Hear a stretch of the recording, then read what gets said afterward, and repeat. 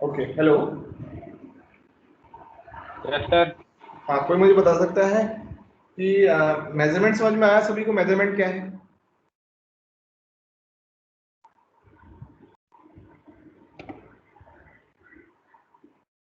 तो आज हम पढ़ेंगे एरर्स इन मेजरमेंट।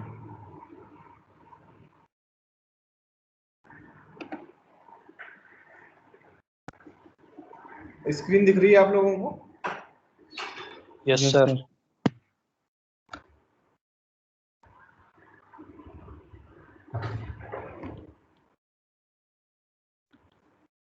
दिख रहा है ये?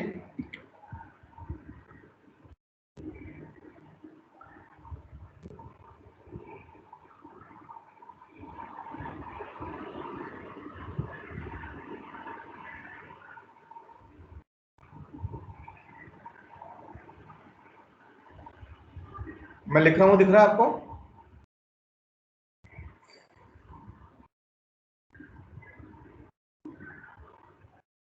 Hello no sir. नहीं सर। हेलो, दिख रहा है नहीं दिख रहा है? नहीं दिख रहा सर। नहीं दिख रहा दिख रहा सर। नहीं दिख रहा है। दिख रहा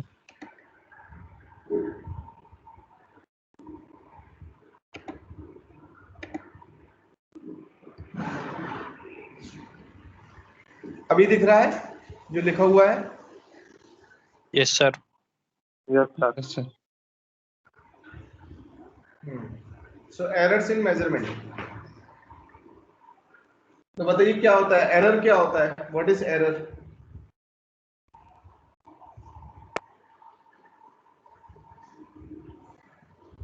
डिफरेंस क्या होता है एरर सर। क्या होती है?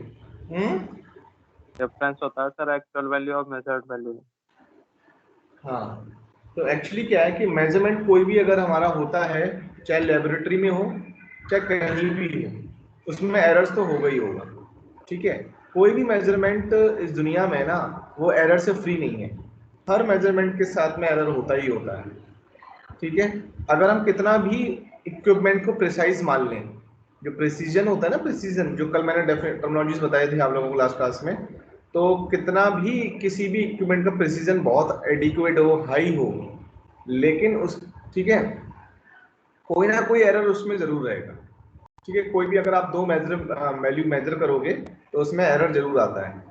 ठीक है, तो इसका मतलब ये हुआ कि किसी भी मेजरमेंट में अगर रहेगा ही रहेगा तो हमें डेफिनेटली एक ऐसा क्वांटिटेटिव एनालिसिस करना चाहिए जहां पर हम लोग एरर को आइडेंटिफाई कर पाएं और उसको हम लोग रिमूव कर पाएं। ठीक है, अब इसमें सबसे पहले हम ये देखेंगे कि कौन से डिफरेंट टाइप के एरर्स होते हैं। तो सबसे पहले हम लोग इसमें एरर देखेंगे ट्रू वैल्यू। ट्रू वैल्यू पहले सबसे पहले पढ़ेंगे हम ट्रू वैल्यू क्या होती है। What is true value?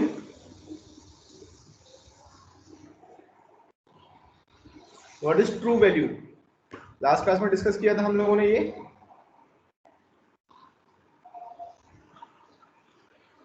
Yes sir. Actual value बताइए होता क्या है। होती है?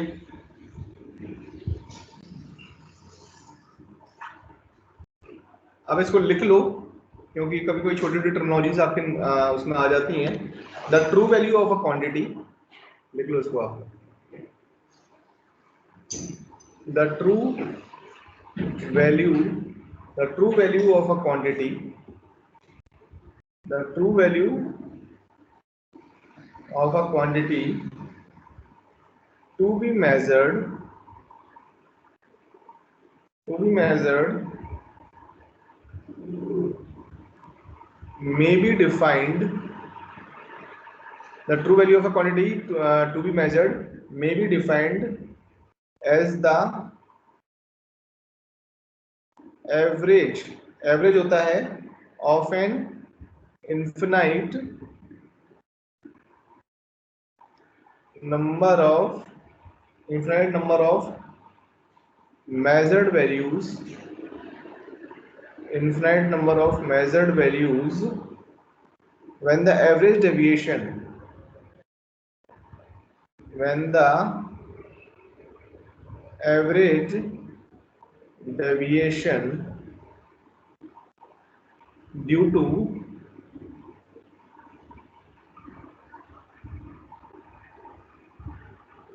various contributing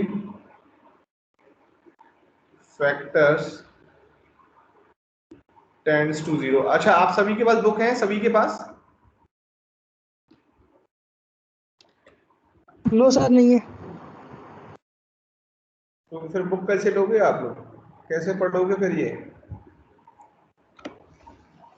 इसलिए लिख लेना जो मैं लिखवा रहा हूँ आपको। अदरवाइज इसकी आप एक सानी एक बुक आती है, वो मैंने बताई थी आपको पहली क्लास में कि कौन सी बुक लेनी है इसकी। एक सानी बुक लेनी है इसकी, ठीक है? Electrical measurement and measuring instruments की बुक आती है, एक सानी, धनपत राय एंड पब्लिकेशंस की।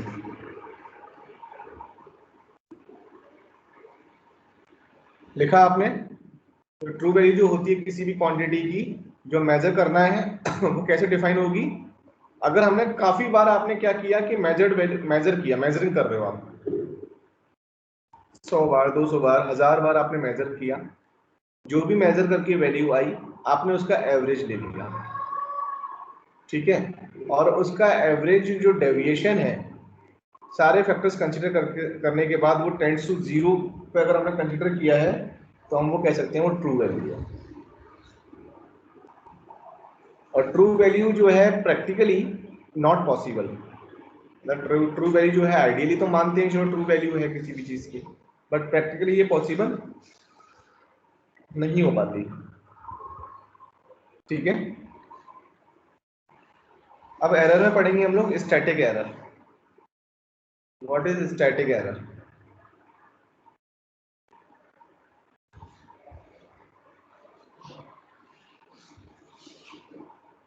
ठीक है, तो स्टैटिक एरर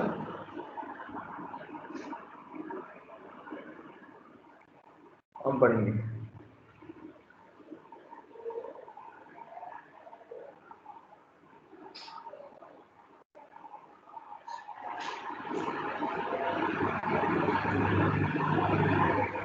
अच्छा, एक्यूरेसी पता है? लास्ट क्लास में बताया था मैंने, what is accuracy? What is accuracy? ये यस सर। क्या होती है एक्यूरेसी?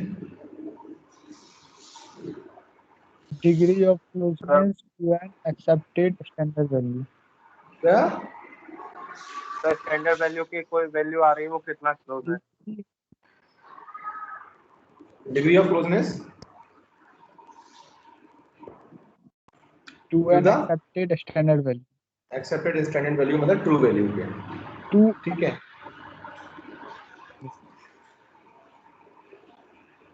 ठीक है, तो यही स्टैटिक एरर है आपका। स्टैटिक एरर मतलब क्या होता है?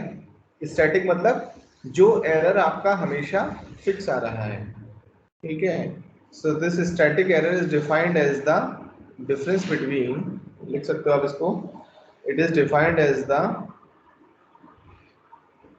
it is defined as the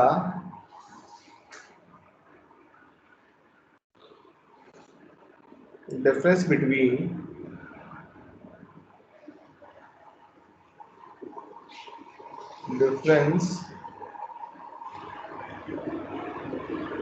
difference between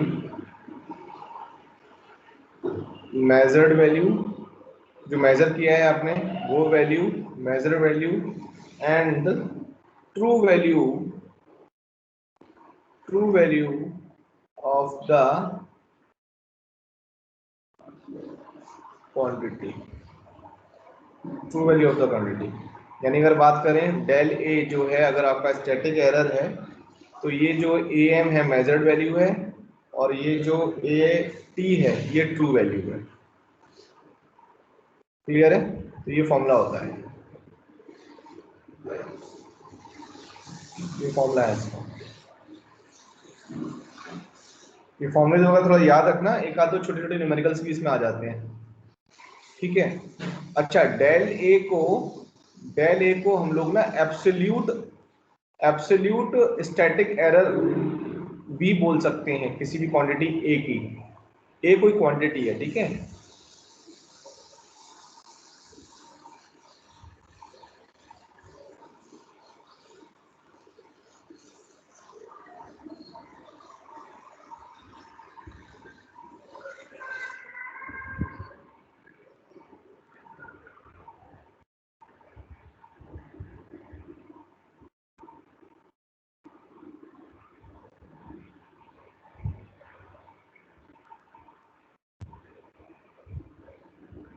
hello.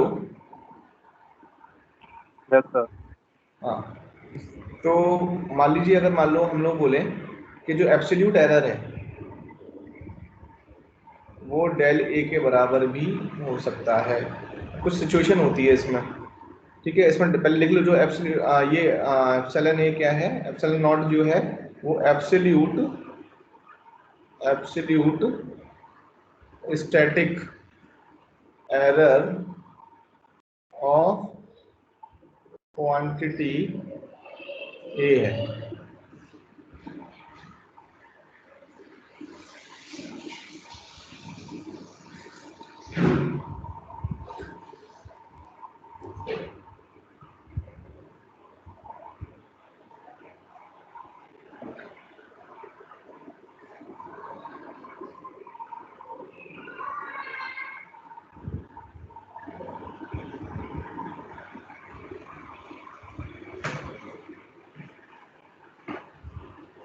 ठीक है, एब्सोल्यूट, जो एब्सोल्यूट स्टैटिक एरर होगा।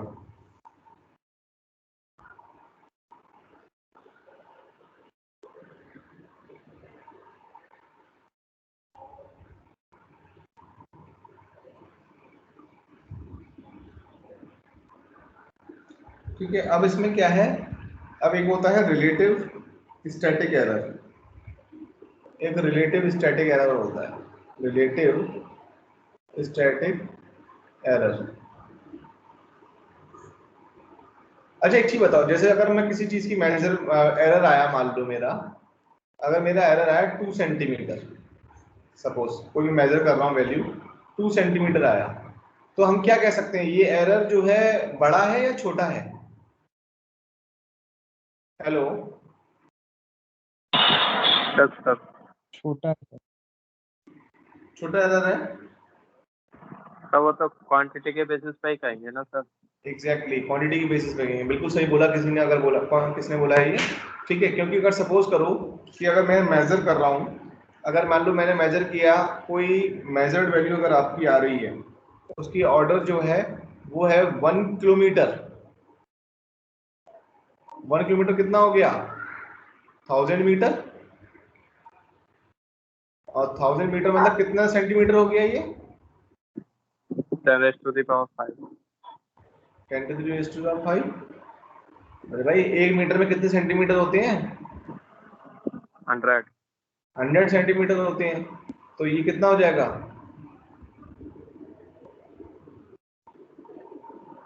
चलो सही। अब इसमें क्या है, अगर इसको वाला 2 कर लिया तो ये कितना हो गया, 2 लाख हो गया ना। अब ये 2 लाख सेंटीमीटर की टर्म्स में 2 सेंटीमीटर क्या है, एक बहुत छोटा वैल्यू है। बट वहीं अगर मैं मेजर कर रहा होता है यहाँ पर 1 मीटर ही मेजर कर रहा था, चलो लेट अस सपोज 100 सेंटीमीटर आता, तो ये जो 100 सेंटीमीटर के टर्म्स में ये एरर कितनी है, 2% है। इसके कंपैरिजन में ये एरर कितनी है, 2% है, और इसके कंपैरिजन में एरर कितनी है, ये पता नहीं कितनी, 0.02% है। 0.02 भी नहीं है, बल्कि और कम है। ओके, तो इसका मतलब ये हुआ कि ये डिपेंड करता है relative static error. Relative static error defines की ये एरर कैसा है, कितना छोटा है, क्या है, ठीक है ना। तो रिलेटिव स्टैटिक एरर का जो डेफिनेशन होता है वो आप लिख सकते हैं, रिलेटिव स्टैटिक एरर मतलब एप्सिलॉन आर, ठीक है। तो रिलेटिव स्टैटिक एरर आप लिख सकते हो, it is the ratio of, लिख लो आप लोग, relative static error, the ratio of absolute static error, लिख सकते हो the ratio of absolute static error to true value. यानी कि अगर मैं फॉर्मूले की बात करूं तो relative static error equals to absolute error, याद रखना है,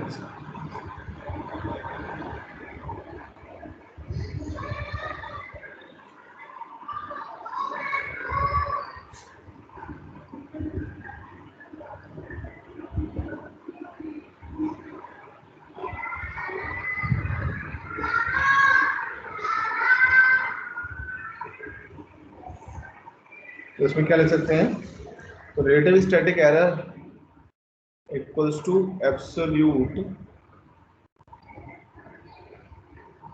error divide by true value. ठीक है, तो यानी कि ये हो जाएगा del A divide by true value मतलब ए टी।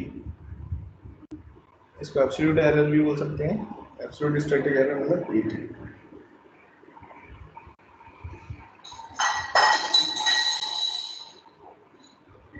ठीक है, ये कुछ छोटे छोटे फॉर्मुलेज में ना या नोमेकल्स में ये फॉर्मुलेज यूज होंगे, तो आप इसको थोड़ा थोड़ा लिख लो।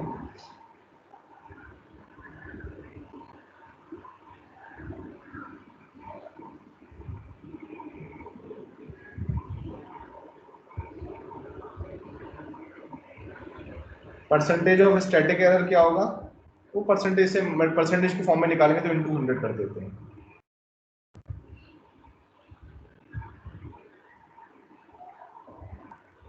अच्छा, अब अगर हम ट्रू वैल्यू के रूप में देखें, एक इससे पहले फॉर्मूला क्या था, स्टैटिक एरर का फॉर्मूला क्या था, del A equal to A M minus A T. Del equals to A M minus A T, ये था। तो ए टी को क्या लिख सकता हूँ मैं, A M minus del A लिख सकता हूँ। ठीक है, तो ए टी को मैं A M minus absolute static error है तो ये लिख सकता हूँ मैं। Yes sir. ठीक है, और क्या लिख सकते हैं इसको हम लोग, एप्सिलॉन नॉट को यहाँ से, एप्सिलॉन नॉट यहाँ से क्या आ रहा है, relative static error into A T, यही है। इस चीज़ को यहाँ सब्स्टिट्यूट कर दो, A T equals to A M minus epsilon R A T. तो ये ए टी इक्वल्स टू क्या हो जाएगा, 1 plus epsilon R equals to A M.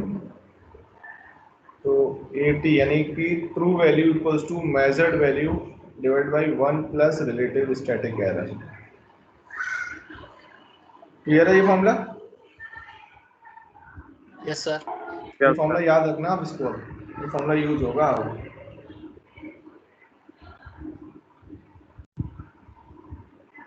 ठीक है,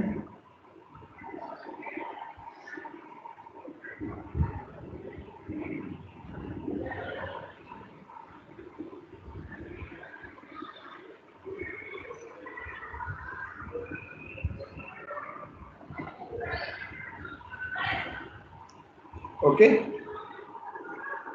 यस सर। अब इसको ना, अब जैसे कि ये तो उसके लिए Yes, है sir. क्वांटिटी, ये क्वांटिटी कब है, जब आपका ये आ जाएगा, क्या नाम है, कैलकुलेट करोगे आप और एप्सिलॉन आर की वैल्यू हाई है, relative static error. Relative static error समझ में आ रहा है ना, कि ये कंपैरिजन जो करके बताया मैंने। Yes sir. ठीक है ना, रिलेटिव स्टैटिक एरर हो गया। ठीक है, अब उसके बाद क्या होगा आपका, कि लेट अस सपोज, अगर इसको हम ऐसे भी लिख सकते हैं कि A T equals to A M 1 plus epsilon R 1 minus epsilon R divide by 1 minus epsilon R, ये कर सकते हैं। तो A M 1 minus epsilon R divide by ये क्या हो जाएगा, A plus B into A minus B 1 minus epsilon R square, ये हो जाएगा। Yes sir. अब अगर रिलेटिव स्टैटिक एरर बहुत छोटा है, बहुत छोटा है, मतलब रिलेटिव स्टैटिक एरर क्या होगा, यानी कि मेजर्ड वैल्यू और ट्रू वैल्यू के बीच में वैल्यू बहुत छोटी है। इस केस में देखूंगा if epsilon R is very very smaller than 1, बहुत छोटा है, तो इसको हम इसको निगलेक्ट कर सकते हैं, इसको निगलेक्ट कर सकते हैं। Yes sir. तो इसको निगलेक्ट कर सकते हैं, तो फॉर्मूला क्या बन जाएगा हमारा, हमारा फॉर्मूला बन जाएगा A T equals to A M 1 minus epsilon R. Clear है? ये कुछ फॉर्मुलेज हैं, याद रखना है इनको।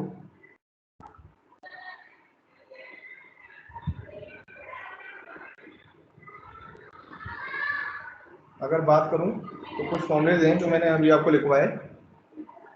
डेल ए इक्वल्स टू,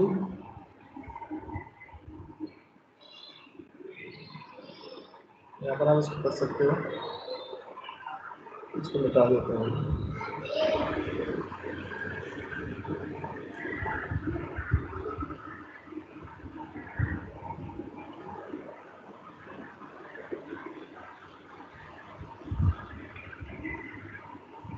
फॉर्मूले के रूप में अगर मैं बताऊं फॉर्मूलेज तो आप लिख लो डेल ए इक्वल्स टू, क्या आया था, measured value minus true value. एक तो फॉर्मूला ये था, दूसरा फॉर्मूला आप लिख सकते हो इसमें कि जो एप्सिलॉन आर का था, relative static error equals to क्या था, del A divide by A T equals to epsilon naught divide by A T. फिर एक और फॉर्मूला आया था कि A T equals to A M measured value divide by 1 plus epsilon R. Clear है? और जब एप्सिलॉन आर की वैल्यू, क्या कहते हैं, एब्सोल्यूट स्टैटिक एरर की वैल्यू बहुत छोटी होती है, तब उस केस में हम लोग क्या कर सकते हैं कि इसको मैं A M 1 minus epsilon R भी लिख सकता हूँ। क्लियर है सभी को ये चीज? Yes sir. ओके, क्लियर है सभी को? समझ में आया? Yes sir. Yes sir. ठीक है, अब लिखो नेक्स्ट है static correction.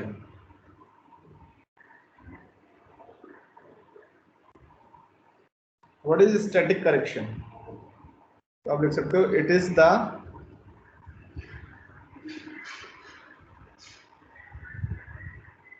difference between, it is the difference between true value and the measured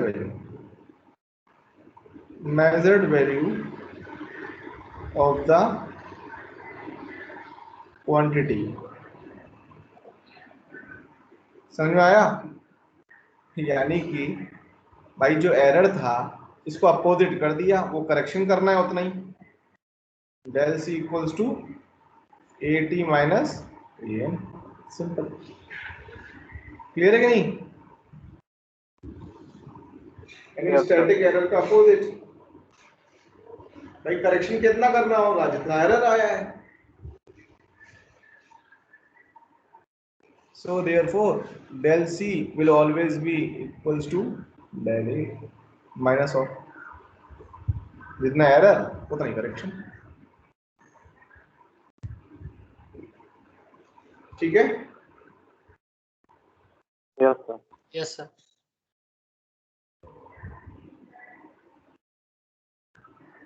चलो फिर एक न्यूमेरिकल लिख लो छोटा सा, लिखो numerical. A meter reads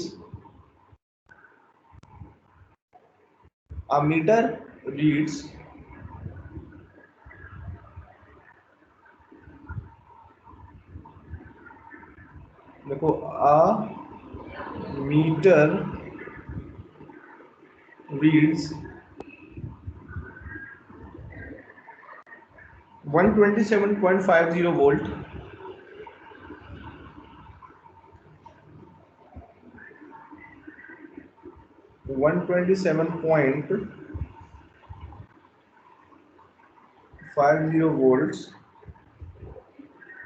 and the true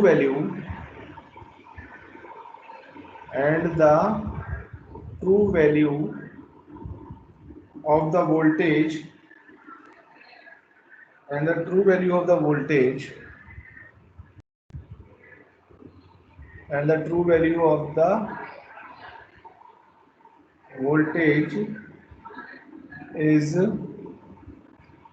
127.43 volts. Determine static error static error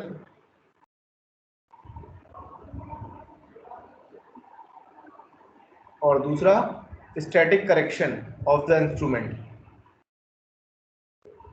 static correction of the instrument, static correction of the instrument. चलिए बताइए क्या होगा। सर कर लिया। कर लिया सर सर स्टैटिक एरर तो सर होगी 0.07 और सर स्टैटिक करेक्शन -0.07। हाँ बिल्कुल सही है। नहीं लेकिन इसमें एक चीज इंपॉर्टेंट है, आपने इसमें साइन वगैरह लगाया है कि नहीं लगाया? एरर कुछ भी हो सकती है, माइनस प्लस कुछ भी हो सकती है। कैसे लगा है? हाँ गुड है। मतलब जैसे क्या होता है ना, कभी कभी हम छोड़ देते हैं। तो स्टैटिक एरर का फॉर्मूला क्या है? Del A equals to A M minus A T. तो ए एम कितना है इसमें? मेजर्ड वैल्यू 127.50 है, माइनस ट्रू वैल्यू कितनी है? 127.43 है। तो ये कितना हो गया? Plus 0.07 volt. अब नेक्स्ट क्या पूछा है? स्टैटिक करेक्शन पूछा है। तो what is static correction? Simple numerical है ये तो बहुत।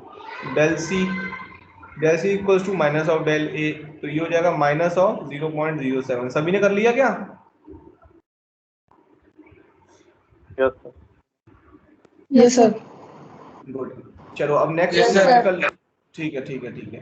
अब नेक्स्ट न्यूमेरिकल लिख लो, एक और न्यूमेरिकल लिख लो, फिर क्लास एंड करते हैं। इस न्यूमेरिकल को सॉल्व करके लेकर आना आपने, ठीक है? तो लिख लो question number 2। A thermometer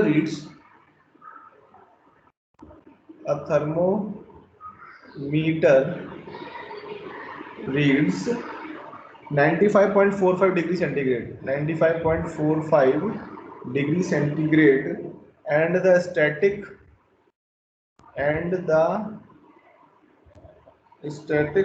correction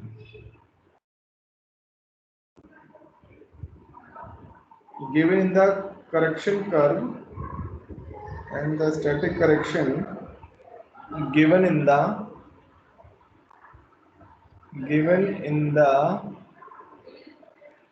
correction curve is 0.08 degree centigrade. Clear हो रहा है यहाँ पर? -0.08 degree. Determine the true value of the temperature. Determine the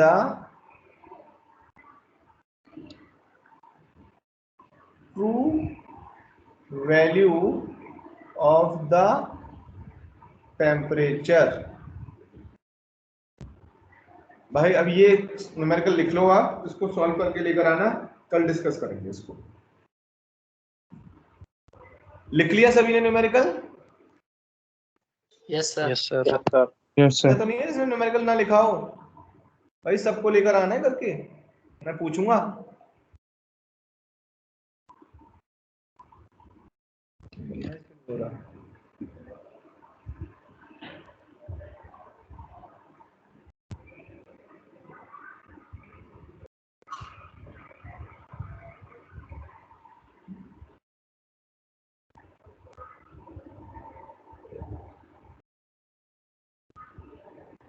ठीक है